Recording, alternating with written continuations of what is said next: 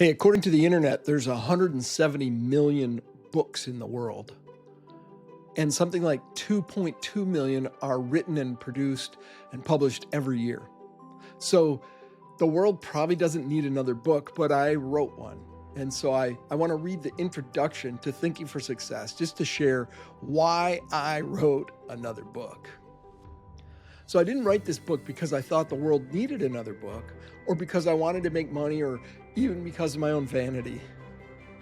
The book came out of desperation. As a leader of small business and a pastor, I saw people making mistakes. Often they made the same type of mistakes over and over. They would get stuck on problems and not look for solutions. They would spend way too much time inefficiently trying to get things done. Their relationships would be strained, they'd be anxious around certain people, or they would have unresolved conflicts. After watching these patterns for years, I finally found a solution. Stories that change how we think. I began to gather stories from history and from literature and from my own life experiences.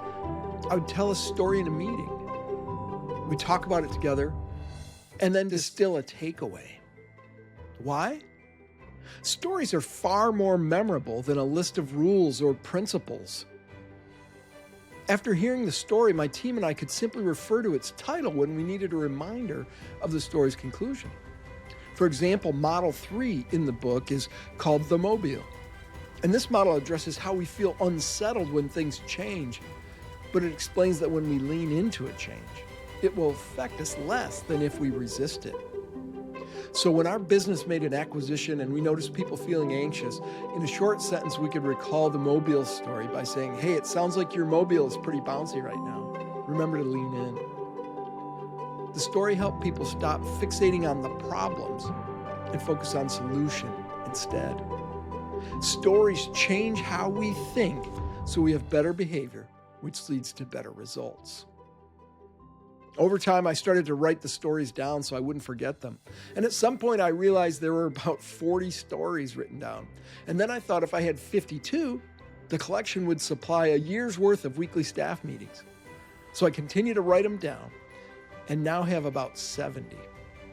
Thinking for Success, my first published book, is the best 52 stories in my collection.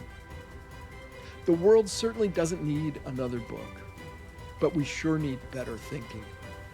Here's to your success.